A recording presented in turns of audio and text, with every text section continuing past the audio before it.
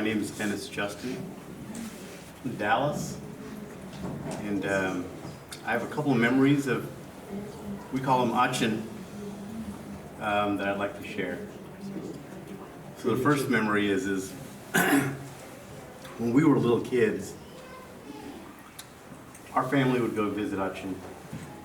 Then Achin would come visit our family. It's always so uplifting and joyful. When he would, gather us around for closing prayer, he would say certain things that stuck with me. He praised the Lord in Jesus' name. And being little kids, some of it you understand and you get, some of it you don't. But we would always, at the end, just be having a great time. And for the next several days, we would transform into Achin. We would act out, his praising, his glorifying, right? And we just had a good time with it. And my mom would say, hey, you guys need to be respectful, right? But, it leaves an impression on you, his positiveness, right? Just the way he is. And when we had kids, me and my wife, we let our older two stay with Achin and Auntie for a couple days. And of course they would come visit. And then when they would leave, our kids would do the same thing, right? So our kids would, praise Jesus, right? And do all of the little mannerisms that Achin would do as well, right? And my mom again would say, hey, you guys shouldn't do that. You should be more respectful. But again, it's just the kids and the way they remember him. So I'm real happy that he was in my life. He's so uplifting and touching and inspirational to us. The second memory I have is that,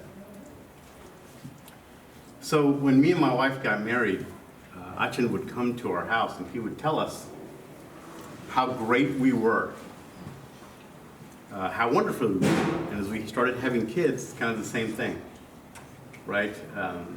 Annie, you're such a wonderful mother, right? Annie's my wife, would feel a little uncomfortable because she never felt like she was a wonderful mother.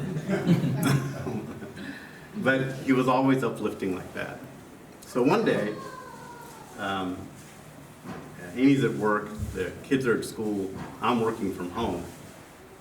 And I get a phone call from my parents saying, hey, Achin and Auntie are coming to your house. And normally my parents know, if you're coming over, you got to give us a couple days notice because, we don't keep a tidy house is the politest way to say it, right? But they came over. I was stuck on a conference call, so I really could not entertain, right? And but Achin said, because we had moved into a new house, that he wanted to see the house.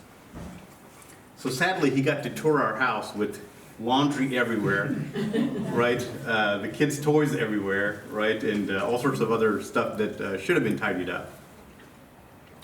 And my wife said to me the next day, I can't believe that happened, right? And she said, the only good thing is I bet he's not going to say, what a wonderful mother. And so, we had seen him recently, just a week or so before he passed. Yeah. And Achin was his normal self, right? He was saying, you guys are great parents, you've raised wonderful kids, right?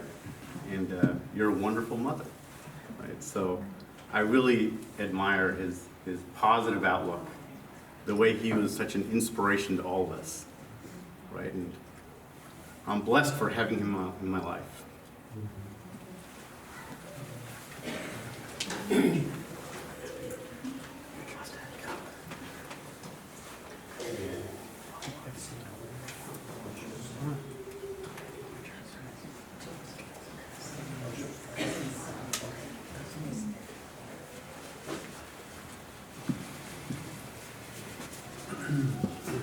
My name is Jacob Horowitz.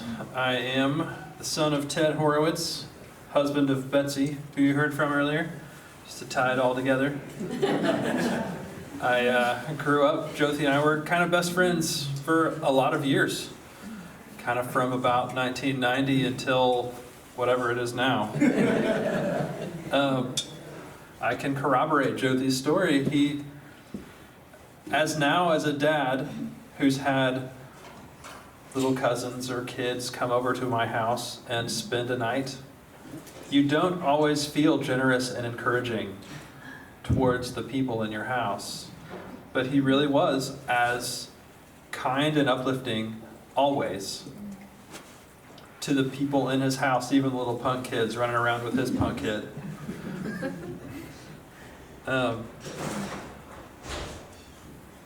One of the memories my mom shared very recently, and I would have her share it, but I don't see her inside here. I see her. That's all right. Was No, she's coming over here. one of our early times in Gladstone, when our family moved up north of the river.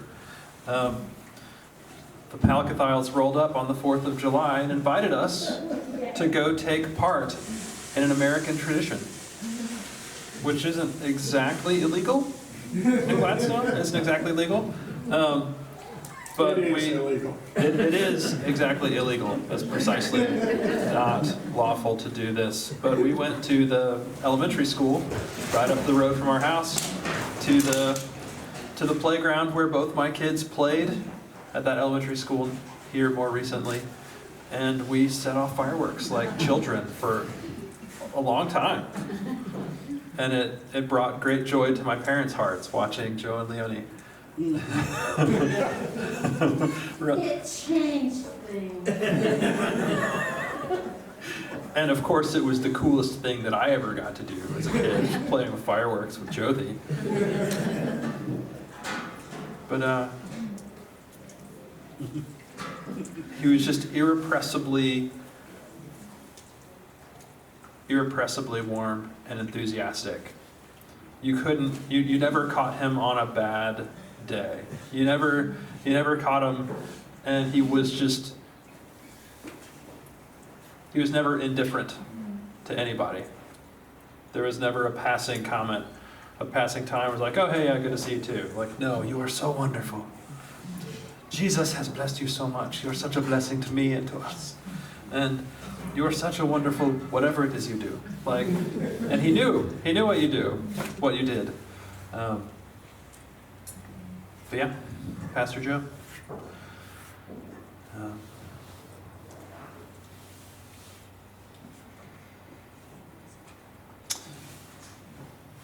Another memory I have of Pastor Joe is as crazy kids, probably 1993? Is that when Jurassic Park came out? Going to the drive-in movie theater with Pastor Joe and watching a double feature of, remind me, it was Jurassic Park and it was either Coneheads? Coneheads, all right. And just him just cackling at Coneheads.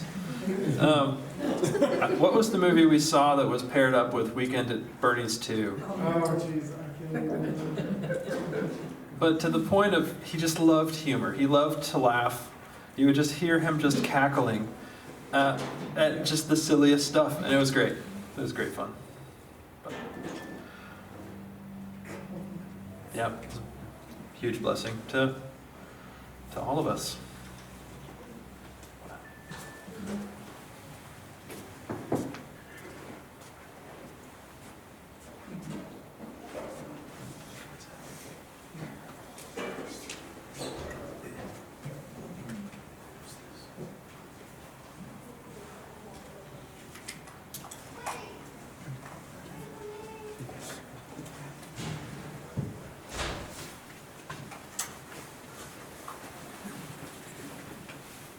So I have this distinct feeling that if I didn't wrap up tonight's conversation, that we could go on and on and on forever. But it really does mean more than words can say that all of you came, you've shared, you've stayed, and that you took part in his life. as much as he inspired so many people, what I don't know that everybody really appreciated is that they were an inspiration to him. They gave him the lifeblood to keep doing what he was doing, even to the point where a day or two before he passed on to Jesus, he and I were sitting at his dining room table and he was outlining a pretty elaborate plan of how he was going to start a small group. And then just see, maybe that's going to turn into a house church, and then maybe, who knows what will happen. But I guess I want to leave you on one last memory, and it was unfortunately, in its completion, not a memory he actually got to take part in, but I think it really echoes a lot of the stories that you all have been sharing. I'm going to take this off for just a minute so you can hear me a little less muffled. So growing up, and many of you have shared stories of going out to eat with him, so I know those of you who have been to a restaurant with him can attest that I'm not making this up. The graciousness that he shares to everyone that he knows and loves dearly extends to the people that he doesn't know well but loves dearly. And that certainly includes servers. Now, as a child, this was embarrassing. His graciousness to the point where I could tell, I feel like you're making these people uncomfortable. But I think that was my own insecurities just expressed onto them.